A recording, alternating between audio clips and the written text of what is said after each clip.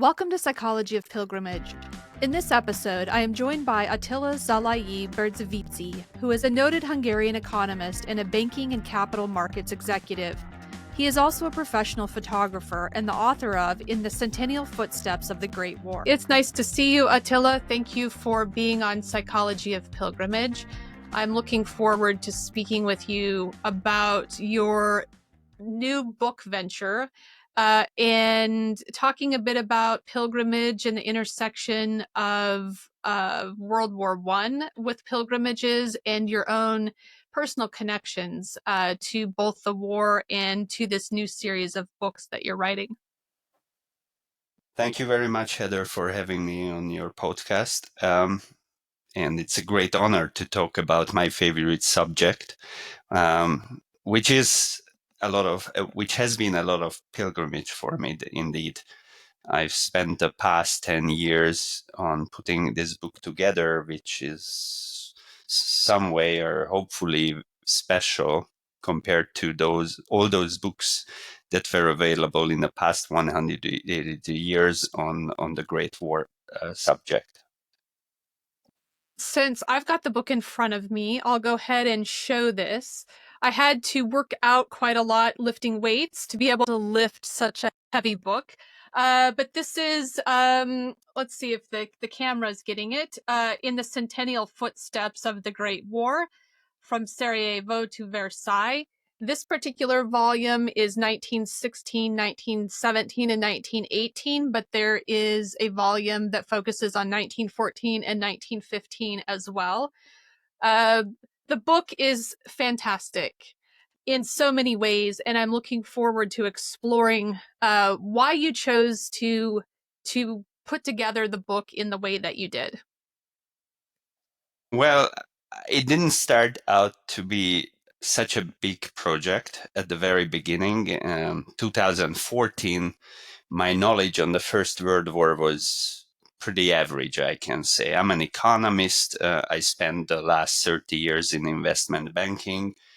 But I was always a person who was very much into history and geopolitics and military history. Since my childhood, I was fascinated by these subjects. But I was always very much focused on the Second World War, most importantly because First World War was erased from the collective memory of people living in Central Eastern Europe. The First World War was a Tsarist war, the bad war for the Soviet Union, so they made sure that it's not remembered. The Second World War was the good war, um, which was all about defeating Nazi Germany. So I had to grow up and become a wiser person to be really interested in the First World War. And 2014 was a very important year for the world, for two reasons. Besides being the start of the centennial of the First World War, that was the year when Russia invaded Ukraine and annexed the Crimean Peninsula. And that was the year when the Islamic State terror organization appeared on the scene in Syria and Iraq. And as I grew up in the Middle East, and I was very much involved business-wise in Russia and Ukraine, both events captured my attention, and that's when I was really thinking for the first time as an economist that actually there's a chance for World War III. Until that, I thought war in Europe cannot happen ever again simply because of the principles of capitalism. Um, Even the winner of the next great war would be a loser compared to a peacetime situation. So nobody can win the Third World War and claim to be a gainer of such a conflict. So I thought that globalization and capitalism changed this whole concept of humanity, that we must go to war with each other. But then the things that happened in 2014 shattered this vision I had about ourselves. And it was basically telling us that the old demons are back, and it is still a clear and present danger that the Europeans can find themselves in a major war. And that's when I started to be even more interested than ever before in the details of the First World War, because I thought understanding the very details of the First World War will help us better understand what's going on in the world today. So the events that are happening in 2014 lead you to think about global events that had happened a century earlier. At what point did you decide to bring together all of this amazing photography? So the book is very visually appealing with the historical facts, overlaid also with images of the commemoration activities that were happening from 2014 to 2018. And then also you have an element of reenactors in the book. So all of these pieces, from my perspective, are what come together to make this a very unique series. And we'll get into talking a little bit more about the other books that you're writing. So how did you first arrive at the idea that there were all of these layers that needed to come together in a text? It was not until May of 2015 that that I realized what I really need to do. In 2014, I first of all I went to Sarajevo, which is not so far away from my home country, Hungary.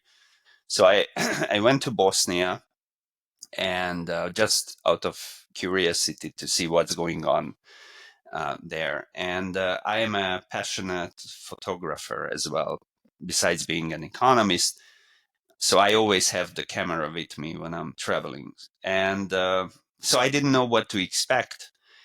And at the very beginning, I thought I'm going to take just, I will just document what's happening. And later on in 2014, I started to think about a very basic album uh, in Hungarian language, um, which would come out by 2016, and it would be a collection of major battlefields in Europe uh, on the occasion of the centenary. And it was 2014 Christmas, which I spent in Ypres in Belgium, where I was very much interested to see what's going to happen on the centenary of the Christmas truce. And it was an amazing experience because there were people who dressed in German and British uniform and spent their Christmas morning on commemorating events that happened 100 years earlier. And it was a beautiful sunny day, blue sky, very cold, and people were playing football uh, on the former battlefields around Ypres. And that's when I started to realize that there's much more in this whole centenary topic than just photographing military cemeteries and landscapes and and cities and monuments. And so that was a realization that reenactors can play a very important role in this book, and it may make this book very different from anything that has been published before anywhere in the world. So I had to understand this community, which is existing in almost each of the countries.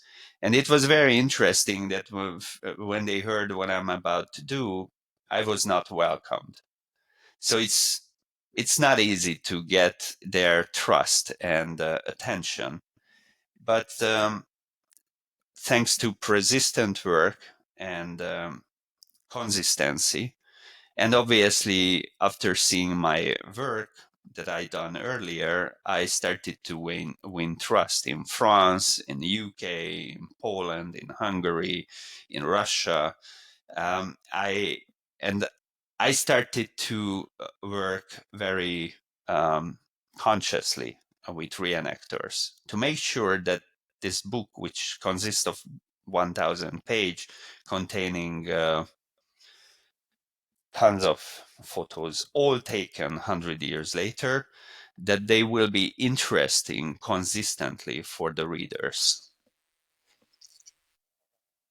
If it's okay with you, I you do profile Bella Wood in the book, and my natural inclination was to pause and talk about Bella Wood, but I'm going to resist that temptation today.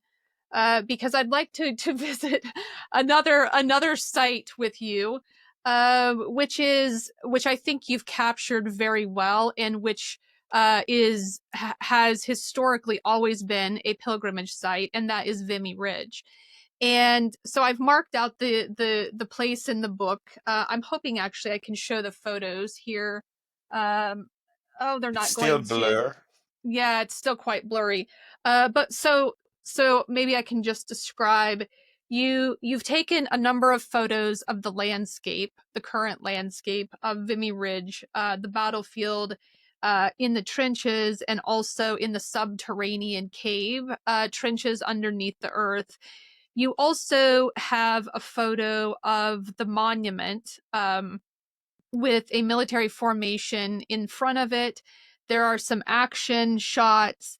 There are a number of photos from the centenary activities, the commemorations that were happening in 2017, along with there's a photo of a flyover where people are visiting in front of the monument, and then the boots on the ground, each with a poppy inside or on the outside, inside the laces of the boots. And I really think this particular segment of the book captures the essence of why this book is about pilgrimage for me. Because I've been to Vimy several times. It's one of the most somber places on the Western Front. The monument itself is a an expression of collective grief, but also the individual grief of family members. And the photos that you've included really, I think, depict this pilgrimage element. Canadians have always considered themselves pilgrims. This isn't the case for a number of other groups from around the world, but for Canadians, Vimy has always been a pilgrimage site, and the visits themselves are called pilgrimages. It's sort of codified into the national identity and the structure of the Canadian government to promote youth pilgrimages, but also other types of pilgrimages to this monument. And so I was wondering if you could share about your experiences at Vimy and what it was like to capture these very powerful moments for the people who were visiting and for the reenactors and for people who participated in these ceremonies. I'm very glad you picked Vimy Ridge because I have to say that on the Western front, there were a number of very important, high-profile commemorations throughout the centennial, but Vimy Ridge was not the number one for me. It its spirit, its presentation, its content was far beyond anything that I have seen before, and I could really feel what made it special. Probably besides having that monument at the back as a backdrop, um, you could feel that this is really more important for the Canadians than just another. So it's more important than just a big battle. It is part of their nationhood. And this commemoration there in 2017 in April reflected that I am not watching and attending just one of the commemorations of one of the major battles. So they lined up artists, actors, politicians. Justin Trudeau, Prime Minister, was was, I think, one of his first major appearance on the international stage. And what was very striking for me to see all the students, young children, in fact, who were brought there by the Canadian government, because they were not coming with their parents. They were all wearing uniform with the Canadian sign on it, and you could tell that this is really something that is targeting the next generations, and I like this. And the other important thing that I have to mention, that in a number of cases the commemoration was losing focus. Especially in number of cases, the British, I have to say, presented this for their politicians, for their VIPs, and the people were in a way excluded. You could not get in, you could not get accreditation. It was very, very difficult to access the British events. The Canadians were different. That was really for the public. Doesn't matter that Prince Charles was attending, or Prince William, or the Canadian Prime Minister, or the Governor of Canada, but you could feel that was really for the public and not organized for the VIPs, and that made a difference. And I also have to say that generally the commemorations on the Western Front, on the former Western Front, are very different from the Eastern Front or any other theaters of the First World War. It's like a different, or they are commemorating a different war. Can you say more about that? What are some of the differences that I mean, you have been all over the world in writing this book, as well as taking photographs, and so you have quite a deeply insider knowledge around commemorative practices. Yeah, maybe it's important to mention that by 2015, the concept was ready. I decided that I want to do a book which will be an international undertaking, and I want to publish this book in English language rather than concentrating on my home market and the Hungarian language. So I wrote the book in English, and it was published in English. And if you want to go out into the international market, you better have something that is high quality and different from anything that is available. And I don't have to tell you how many books there are talking or speaking about the First World War. So I was asking myself, what can I possibly do what nobody ever did before? And I said, definitely depicting all of the countries in one book that was in one way or another involved in the First World War is an undertaking that neither most historians or most photographers can do. So in the past 10 years, I traveled around the world. Several times I visited the involved countries, altogether covering 57 countries on the 5 continents. So I had to go all the way to Samoa, Papua New Guinea, Easter Island, Falkland Islands, and Middle East, Africa, North America, Europe, obviously. And secondly, I also tried to commemorate not just the Great War, but commemorate the centenary itself. I wanted to document how the world remembered the First World War 100 years later, and how the world looks like 100 years later, because everyone knows pretty much, who is interested in the First World War, those black and white pictures.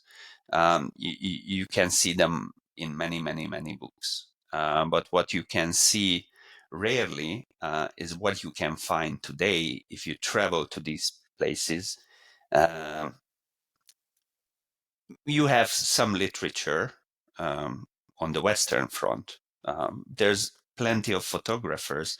I have many of them as my friend who work and does an amazing job covering the Western Front, and they know everything about it, and they helped me a lot when I was discovering the Western Front. But I don't know anybody covering the Eastern Front or the Salonika Front, just to stay in Europe.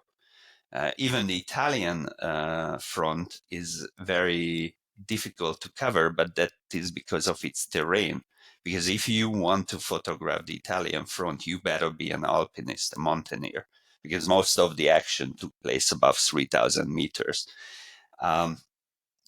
But most people would not like to travel to Togo, to Cameroon, don't even think about getting into the Gaza Strip or in Iran, or and these are the places where I had to get myself in order to be able to cover the global story of the First World War and the covering of the entire centenary.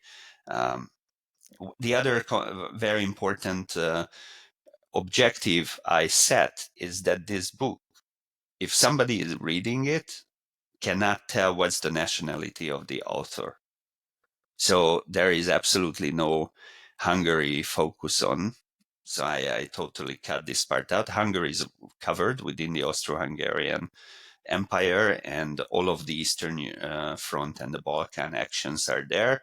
But there is a harmony between the different theaters, and no theater is over represented, or no country is over represented to the others, because I wanted to make sure that a Canadian or an American will be just as interested in this book as a Romanian or a Russian or a Serb. When you decided that in 2015 that this was going to become a book, did you have a master plan of all of the places that you were going to visit, or did it evolve as you went? Um, I obviously I had an idea uh, about the theaters of the war, but I did not know at the very beginning what really matters, and what I have to, where I have to get to in order to make the story complete and the book special. So at the very beginning, I knew that there were actions at the Sinai Peninsula, but I did not know that one of the greatest World War One memorial is located right on the embankment of the Suez Canal. And where is it located? And how can I get to? And what part of the day is the best to photograph it?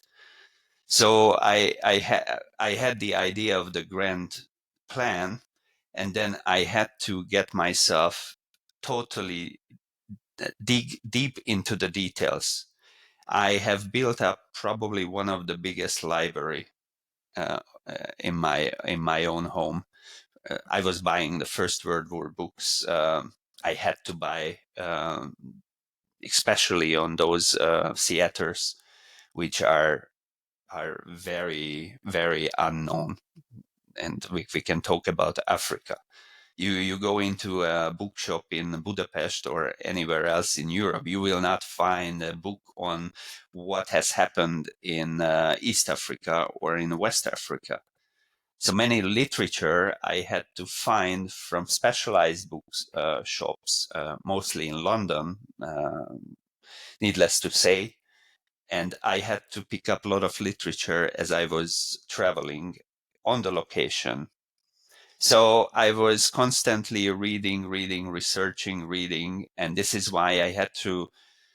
This was one reason why I had to repeat my travels to each of the places, because when I started to write the text, that's when I really realized that, oh, that's also important. Do I have a photo for that? If I don't have, what can I find there? And then I was crazy enough to fly back, get back to the most challenging places if I realized I forgot about something, because I'm a big perfectionist to be honest, and this is why my family and my friends said that I will never finish this book, because there's always something that will come up. But now I can say that this book is probably the first and only book in the world that covers all of the major battlefield monuments, cemeteries, memorials around the world, which tell the story of the First World War. Um, you cannot tell me any major item that is missing from this book. You've also, to bring it back to my curiosity and interest in speaking to you about the book, you have uh, captured the essence of pilgrimage as I conceptualize it, which is the idea that there is some type of site, a monument, a cemetery, a battlefield. In this case, we're talking about a war pilgrimage, and then there are people who are the pilgrims, and then the practices that connect these, which is the pilgrimage itself. And so you have managed to capture the essence of this visually, because you are focusing on current people that are interacting and engaged in commemorative practices or other types of pilgrimage activities at the site. And so that is what makes your book, I think, unusual for me, coming from a pilgrimage studies perspective, is that you are demonstrating that through visually and through the text, that you're connecting not only the historical sites with historical people and practices, but the way contemporary people are engaging with the sites as well. Pilgrimage is something that is a big thing on the Western Front, but not in the other theaters, I have to say. It is. I have to say that most of the theaters are totally forgotten, and that's the sad thing, or the sad part about the First World War. That if there's no Western Front, and if there's no allied countries, so most importantly France, Canada, UK, Australia, and the US, then we would probably totally forget about First World War. So the Western Front keeps the whole story on the table. People go there for many decades to visit their fallen family members. They still do, but as I noticed, people go there, still go there because they just they want to experience it. They may not know uh, who died in the given battlefield from their family. Maybe nobody, but still they are very much captured by what they find there. And I have to give credit to the Commonwealth War Grave Commission and the American Battle Monuments Foundation, and also for the German and French peers institutions, because they do a wonderful job.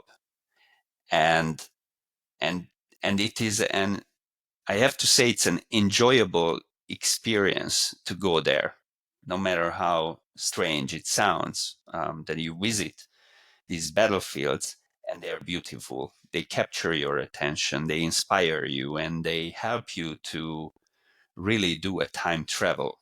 And this is what is missing from other parts of the world. You find really interesting stuff, but that are more for Indiana Jones. They appreciate that, um, and people like us who are very much in history. But for ordinary people, it they would never think about visiting sites when they go to Zanzibar or Tanzania for a summer vacation, that let's check out something in the nearby, because there are Indian and British war memorials and cemeteries there.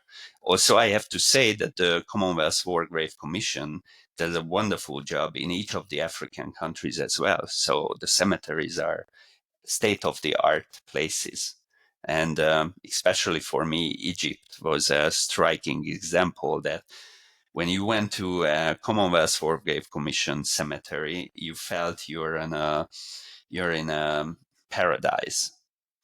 And especially because everything else is sand and desert, but that one particular place is green, very green. So very outstanding from everything else you've got there. So these cemeteries are really helping pilgrimage to to continue and to win future generations as well. Just obviously, it's our duty to tell them, and this is where I wanted to contribute with my books, to show them what you can find where and why it is interesting to go there. Many friends and people around me ask me where should they go and what they will find there. So there's an interest, but it's it's it, it's a promotional topic. I do think the Commonwealth War Graves Commission is also doing a fantastic job in their digital programming so that people can connect with the cemeteries and databases and stories before they even go to these sites. So I think that is, um, in terms of the places you've just mentioned and the link with the Commonwealth War Graves Commission, I can envision more travelers and pilgrims beginning to visit these sites because people can connect with them online before they travel. Yeah, definitely. So, from a pragmatic, economic, and market perspective, your book makes complete sense.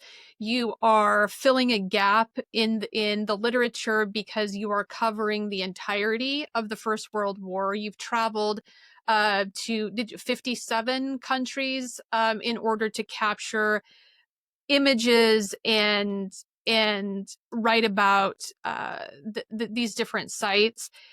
From a personal standpoint, it seems like you're also compelled to ensure that you're telling this comprehensive story. And I'm curious about what it is for you personally that really that you connected with this and it is kind of you're compelled to keep going. I think it's, especially as I mentioned at the beginning of our conversation, we are living in dangerous times, and I think the last time we've been in last time humankind was living in this kind of world, it was 1913, 1914, and the First World War.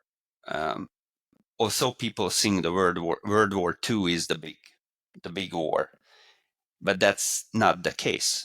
To be honest, I thought until I started to deal with the First World War, and I realized that this is the Great War because this is what changed everything, which ruined empires and so monarchs go down, fascism and communism came around, um, and basically the world changed to that extent that everything that dates back before First World War feels like good old romantic world.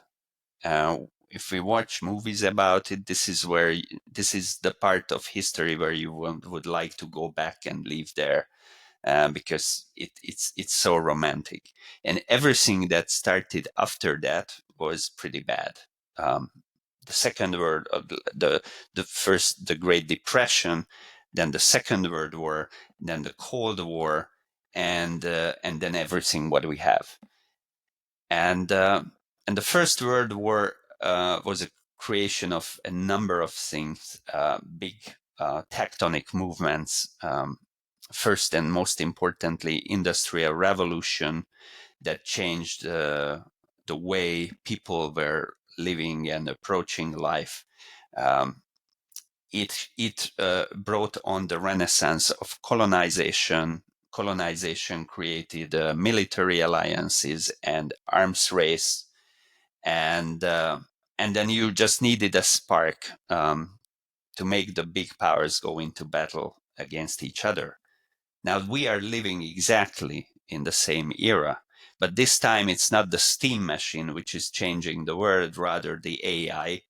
Um, and now we also see ourselves in a new world of colonization, except this is not colonization, this is power projection and sphere of influence. We have the alliances very strongly. And what is very, very similar is that in the First World War and also in the Second World War, on one hand, the democratic countries lined up as Western allies, facing the central powers, which were authoritarian countries, all. So basically, the Western liberal democratic civilization is confronting with the Eastern autocracies. And we have pretty much a same setup, except the players named differently. So the First World War, I think, has its renaissance. It is important to learn more about it if we want to understand all of the conflicts that are that we see in the news every day, because every conflict dates back. Even the war in Ukraine can be rooted back to the First World War. And I think the First World War remains the most important part of our history, as long as we don't enter into a greater war, hopefully not in our lifetime, uh, which will change the world boundaries, political structures, civilization, and so on. So until this is not happening, the Great War will be very important. And I also wanted to share with you an interesting thought I had just a week ago, because it is I went to France, but this time not because of First World War, but because of Second World War. I participated in the 85th anniversary commemoration of the Dunkirk evacuation, or the Battle of Dunkirk, and I was just um, thinking about this, that when the Germans appeared in 1940 at the very same fields and areas, uh, what might have been in the thinking of the people of Belgium, France, the British, especially, I was thinking that even the two world wars started very similarly for the British, because in both cases, the British expeditionary force went to Europe, and then in 1914 you had the big great retreat from Mons all the way to the Marne, and in 1940 you had the British retreating from Dunkirk, from the beaches of Dunkirk. Um, so I was wondering if there was any German photographer who used the time between 1940 and 1944 to discover and document and photograph all of that they left behind in 1918, and how the two different world compared to each other. And if I could have those photographs compared to my notes and my photographs in the book, that would be interesting for me. Um, but I don't know if the Germans did any kind of work like this. Maybe someone listening will know, or watching will know. I The have to say it's very, very difficult with the Germans. If you want to find the materials, find stories, find even veterans, obviously not from World War One, but World War Two, because because for the obvious reasons, the Germans are very keeping very low profile on the two World War. But this is making the understanding and discovery of the two World Wars very difficult without major German contribution. it is difficult to have a complete picture when all of the uh, parties involved, all of the stakeholders are not giving information about their perspectives. Yeah, and I think you have to you can understand everything what is taught about this the two world wars at schools, and I as I see that in Germany, in Austria, and Hungary, the topic of the First World War even today is played down. In Hungary, we lost 600,000 soldiers between 1914 and 1918. We fought on four fronts, the Russian, the Romanian, the Serbian, and the Italian fronts. One of them we were the invaders, and the other three we were defending ourselves. But still, the memory was easy to be erased because the biggest tragedy came afterwards when the guns silenced. So for these countries, and especially for Hungary, the real tragedy came after the Treaty of Versailles. And this is exactly seeing this experience as a Hungarian. I am very closely watching what peace can be negotiated in Ukraine, because it will determine the next 100 years and how people will not just think, but what will be the consequence of a bad peace. It's very, very difficult. Versailles proved that it is very difficult to do a good peace, because obviously the victorious nations, as I said, they were all parliamentary democracies where politicians were leading even the army, and the politicians had to uh, had to win their position every 4 years in the elections. And the voters were really very angry in France, in Belgium, understandably, and they wanted real revenge. But and they don't care about the future. They want revenge now. And obviously the peace dictated by the victors, based on the will of the public, will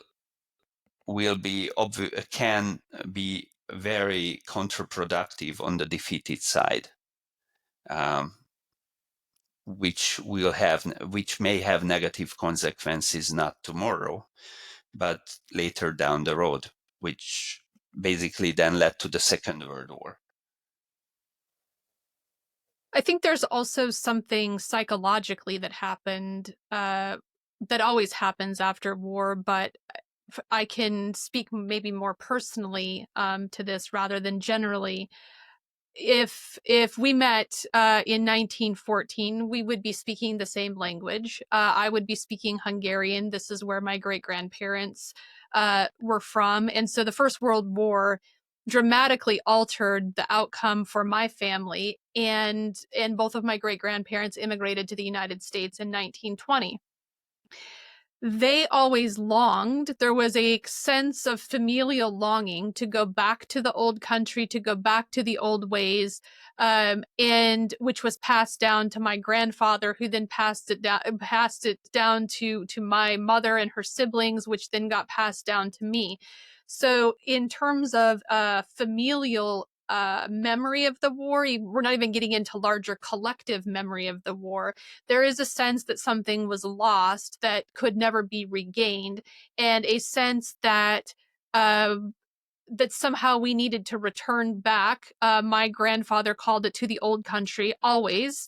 And so did my great grandmother. My great grandfather died before I was born, but I remember as a small child hearing from my great grandmother how attached she was to her homeland, and how the First World War radically changed what she thought would be the outcome of her life.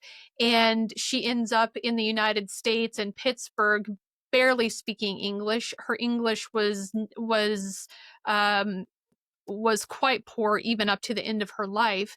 And so I also wonder, when you're talking about 2025 and a negotiated peace, what happens kind of psychologically and familially and then collectively around what is lost during war, and what that means for people who grow up with this sense of longing for something they don't even realize in the first person. Yes, that's a complex question, um, a tough topic. The peace in Ukraine will have an effect on Europe, definitely. When a country is losing territory, and Hungary lost 2/3 of its territories and lost its people. Germany, Austria lost territory, lost Tyrol to Italy, and Germany lost something, but for them the real territorial loss came in the Second World War, when they were split into two, and they lost Königsberg to Russia forever. And memory is not fading in this area. And the first most important thing that happens is that people are forced to leave their home. Because when your home is suddenly in another country, then most probably you will not stay. You either move back to your motherland, like many Hungarians, like my predecessors, because our home was in current Slovakia, which became Slovakia in 1920. Or they obviously use the opportunity to travel to, or to change place of living continent-wise, and go to Australia or America or Canada. These were the typical destinations out of Europe. So this is why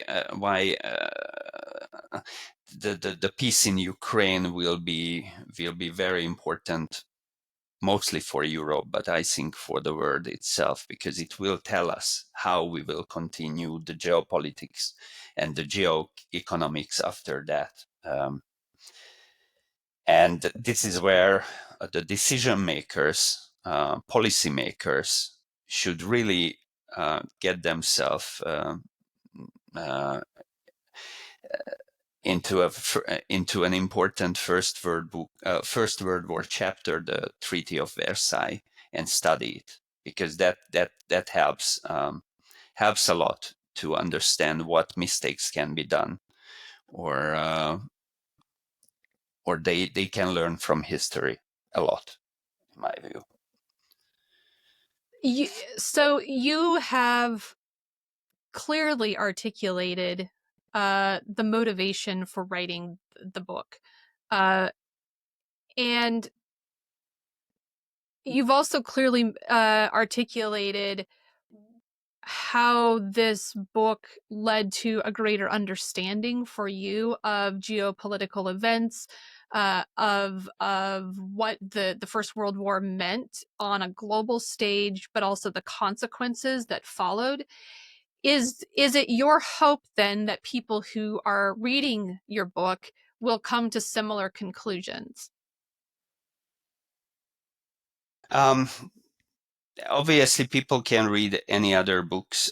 Mine is, in a way, as I said, could be interesting because people are attracted to visual treat, and and it's easier to get involved in the story through contemporary visual treat.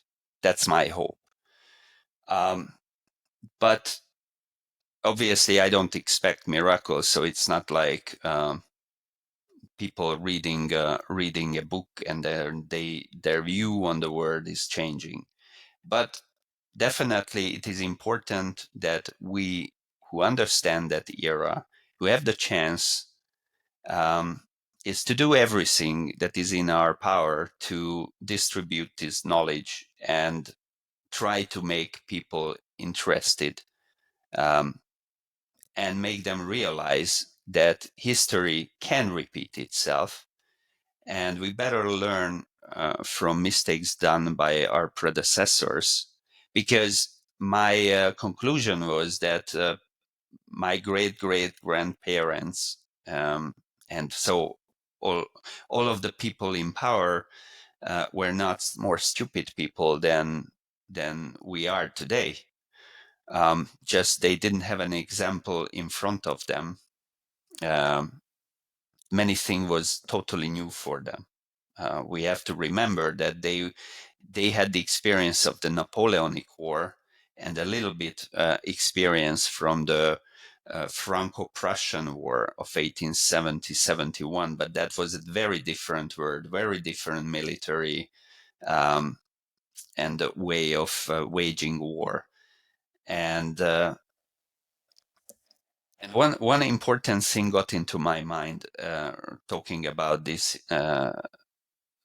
topics is that with the passing away of Queen Elizabeth, she was the last living statesman in the world who had connection to the Second World War. So with her passing, no leader in the world remained who has personal experience with the last global war. They all belonged, or they all belong to the generation who grew up in a way that we considered peace is granted. And one reason why I think the Cold War did not end up in a major armed conflict between the Soviet Union and the United States is because both in Moscow and in Washington, all of the presidents, all of the party leaders, and all of the military leaders were those people who fought in the Second World War or even in the First World War. So they had first-hand experience what it is to be part of a global conflict. Today, this is not the case. No one has ever experienced a global war. And it's just like air. Peace is like air. When it's granted, you don't really appreciate it, but it's very easy to lose, especially times like this when people in every country experience the politics uh, being radicalized.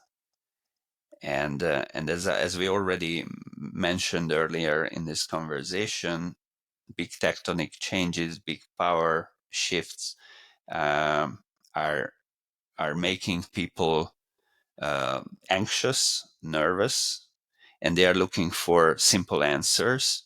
And especially by having this tool in our hand, the smartphone and the connection to different social media platforms, together with the big gap in wealth um, between 90% of the society and the 10%, which is the elite, um, people can watch all day long, thanks to their telephone and their social media networks, how they could have a better life. And that is frustrating. There's a lot of envy out there. It is very easy to radicalize people when it comes down to political choices and decisions.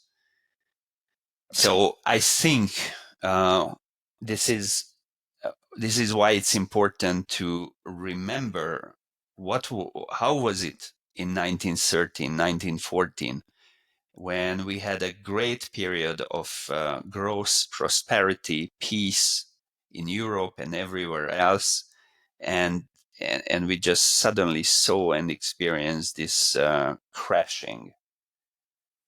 And for me, this is very, very important that we avoid this situation.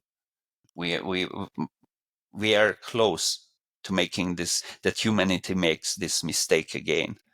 Um, so the messages of First World War in this way are more important than ever before in the past 100 years.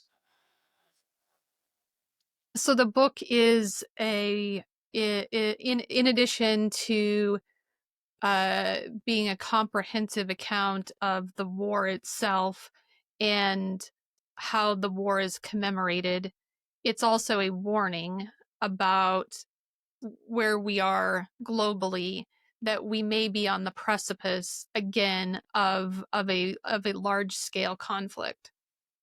I think there's nothing more striking than seeing a World War I cemetery on the Western Front, especially a French one and a German, because those are giant cemeteries. The British, the Americans are beautiful, but small compared to the French and the German. And if you go to the Western Front or you go anywhere in Europe, you don't see World War II cemeteries, basically.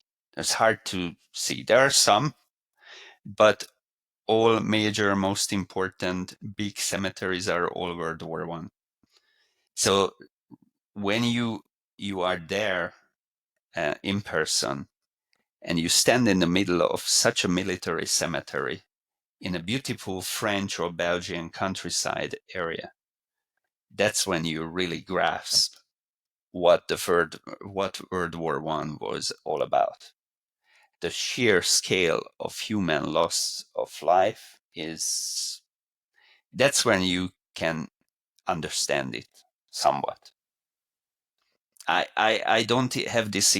Maybe the only experience with World War II, which is similar to me, is when you go to Poland and you go to Auschwitz. That's where you can grasp the sheer size of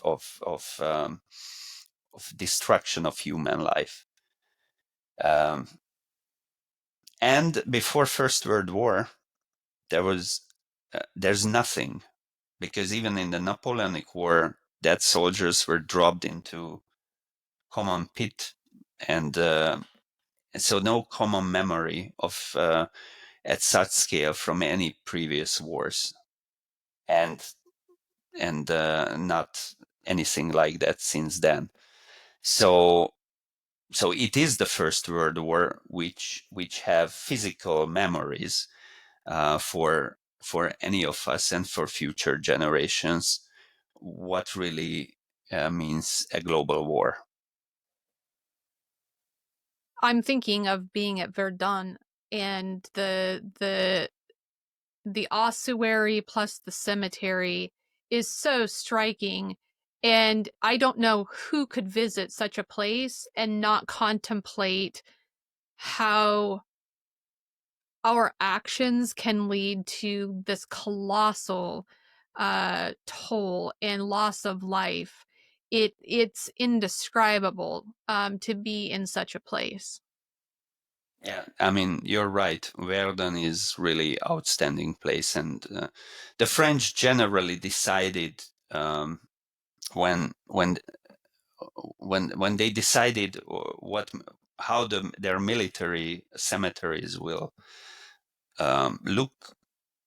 They intentionally decided to make it grandiose, so the visitors are shocked by the number of crosses And this, and your example is the perfect example. You need to go to Verdun, and that's where you really understand what World War means. Probably the other such places around Vimy Ridge, so the Arras region, where you have huge French cemeteries. Um, the bigger British, I think, are around Ypres. And in addition to the loss of life it's just at a scale that is unimaginable. The earth bears the scars of what industrial level weapons do to the earth. I mean, it's um, the massive craters and there's the scarred um, Yeah, terrain. it's again, you have to, best to go to Vimy Ridge and Verdun. I think those are the two places where this is the the best. Where the French preserved it in the and the Canadians preserved it in the best way, the most identical way. Um, I have to say that you go to the Zom, and if you uh, take out the cemeteries, it's a very normal, very beautiful countryside, French countryside, beautiful landscape, but there's really not much remained other than Tipval Memorial and these nicely neat British cemeteries. Um, Verdun and Vimy Ridge are the real two battlefields that are well preserved. So this project for you has only led to another project. So what started as just an initial idea in 2014, where you're looking at current events with the rise of ISIS and the Russian annexation of Crimea, has now led to these two volumes on World War One, but it has also led to another project which I'd like to hear a bit about, because the book is no longer just going to be a sole book. It is expanding. Yes, I obviously I asked the question immediately from myself, and ever since everyone asking the same question. So what's next? Once this big project is done, and obviously the book's supposed to sell itself, um, what's next on my plate? And I would like to continue um, the exploration of the history of humankind, um, and its relation to war. So I decided that I want to do the Second World War as well, because that's the next project which is really excites me. That I know obviously a lot about it, but I don't know as much about the Second World War as much I know about First World War now, and I would like to explore that. And there's and obviously there are places where I would love to travel just to explore. Especially we are talking about the Pacific region, which was less interesting in the First World War. Yes, you had Samoa and Papua New Guinea and Qingdao, um, but other and the escape of the German um, Pacific Fleet from Qingdao all the way to the Falklands Islands. But other than this, what this all played out in 1914, nothing was ever going on uh, over there. So this Second World War would be nice to have, but I also realized that the centennial is very important. So I have to wait until 2039 to really do a similar project. So I have to stay healthy, wealthy, and wise until that. in order to repeat this project. So then the question is, what's between the two? And now what is interesting, I'm not fully committed to the project, but our friends in America are commemorating the 250th anniversary of the American Revolutionary War, which is kind of exciting for me as well. Also, Europe is less involved territory-wise, but it was very much involved through the French, especially.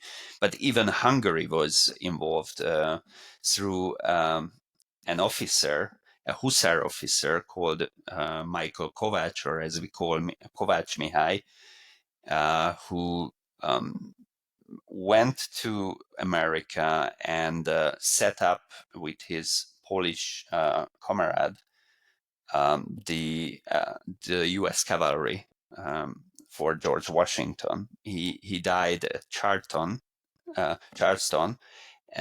so he did not survive the entire American Revolutionary War. So that is a very interesting topic and subject.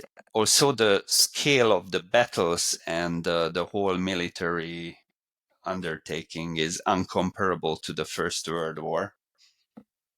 I went to the Battle of Lexington commemoration, and there 7 colonels died in that particular battle. So, but it was a seismic event in terms of humankind's history. And the creation of the United States was one thing, but it created basically, it became the foundation of parliamentary democracies. And for me, everything is before the American Revolution is history, and everything since then is our modern age. So for most people, there's before and after Jesus Christ. For me, everything before 1775 and after 1775. And it's also interesting because after 1775, the world was gradually changing. But on the other hand, there's always one major empire dominated the world. Because the lead up to the American Revolution was the first global war, the 7-Year War, and that was all about the British Empire, and then came the Napoleonic Wars, which brought the French on the stage, and when they lost their dominance, then came the Germans. Basically, from 1871, it is the story of Germany until 1945. And from 1945, it is the story of Russia. And from 1775 until now, besides all these big, great nations and empires, there's always the United States playing a pivotal role. So this is for me not just just one of the revolutions, or not just small skirmishes between American colonialists or patriots and British regulars, but it is the beginning of something major that led to the First World War and Second World War later. So I went to the Battle of Lexington and the Concord commemorations. I will come back to Boston very soon for the Battle of Bunker Hill. And pretty much that's it. Because it's also interesting that unlike in First World War, you had 1 or 2 actions in a year, and that's it. Between the two, there were a lot of politics. While First World War is very intensive and non-stop action from 14 to 18. So I would say that this a book on the American Revolution would be a kind of easy task after First World War and before Second World War. Easy in terms of the geographical travel, will, Yes. but also there is a global component in terms of the different nationalities of troops that were in the American Revolution. And so that would be interesting to explore also their origin. Yes, but predominantly it is about the Americans, the British, and Yep. the French. Obviously, many migrants to America came from all over Europe, so in a way they made colonial America very multinational. Also, at the beginning, it was very, very much dominated by the English, later by the Irish and the Scottish. But then you almost became a German country, right? As far as I know, not it was just it. You almost decided to have German as your language. So Germany played a pivotal role, obviously, in the shaping of America. You've got a lot of interesting travels ahead of you, and especially since you now have in 2000 until 2039 before you're really starting to photograph the boys. A new project may come up in addition to the American Revolution between now and then. Well, if one thing that I missed, the important date, it's the Napoleonic War, the 200th anniversary. I wish I could have done that. So that's one thing I feel I missed. I wish I woke up earlier. But I may be still interested to do something because there's a lot of reenactors. That is a story that is exciting for the entire world. The role of Napoleon is very important from Europe's history point of view. Uh, and there's one really there's actually two very fascinating part of the whole Napoleon story. One is the Egyptian campaign and French fighting around the pyramids. That's always for me an exciting part. And then the other is the Russian campaign. And I hope I will have the chance to get to Russia in my lifetime, and things will eventually play out all right, so I can go and photograph the trip that Napoleon and his army made between Poland and Moscow. Um, yeah, I would definitely love to do that. The other thing which I very much miss, and I wish I would have been interested in World War One earlier. I spent 1 year in Istanbul as on scholarship program in uh, in 1993. At that time, I had no idea about Gallipoli, and only recently I realized that in 1993 Australian, New Zealand, there and Turkish veterans were meeting there.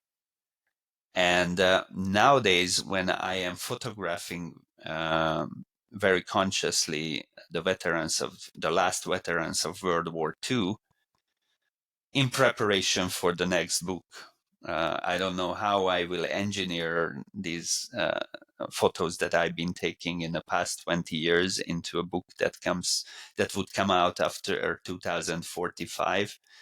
Uh, but this is the only thing I am missing from this current book, In the Centennial Footsteps of the Great War, that I missed photographing World War One veterans in the 90s. I already had camera, and obviously I could have done that, but it was not in my focus at that time. And I wish I could go back and do this and have veteran portraits in this book. Otherwise, I think I couldn't do a better job. I put my heart into this book. I did everything. I don't feel that I missed anything other than the veterans. You do have that opportunity though for World War II. it's diminishing quickly, but for the World War II veterans, there is still that opportunity. Well, I already have a quite considerable portfolio because from 2004 I started to visit the Second World War sites, and I was photographing many of the veterans. So now my challenge is finding the last Germans. I have all other important nations except German veterans. So if anyone watching this podcast from Germany and knows how I could get in touch with former German soldiers, I would be very grateful.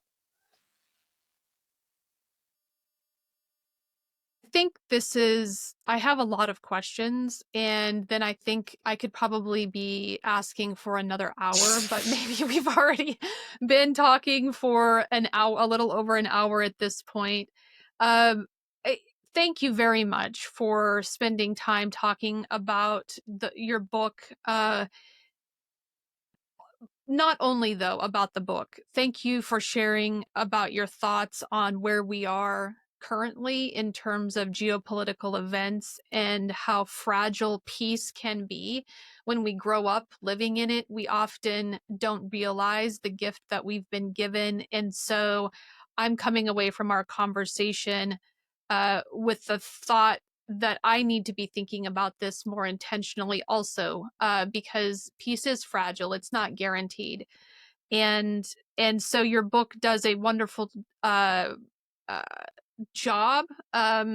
It's a wonderful contribution in reminding us that war is catastrophic, that the impact of war lasts well over a century, and that the humans that are now visiting these places or who live at these sites have been impacted by war, that war is multi-generational. And so all of those thoughts come together for me when I'm reading through the book.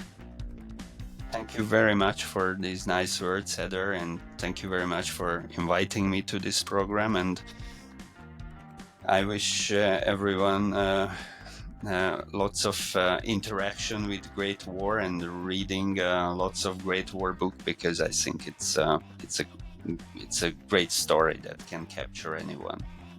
Thank you very much.